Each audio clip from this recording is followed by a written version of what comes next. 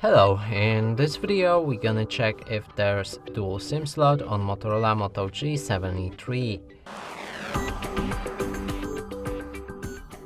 And to do this we'll need to locate the SIM slot on this device, and it should be on the left side. Yep, it is right here. Then remove the case if you have one.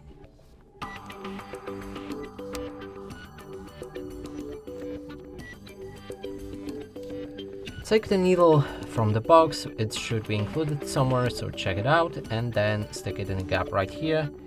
Use a bit of the force to release the slot, and inside we can find one SIM slot for sure, right here, and another one.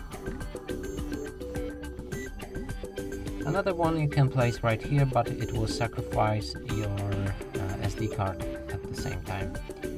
And that's it for this video. Hope you like it. Please consider subscribing to our channel, leave a like and a comment below.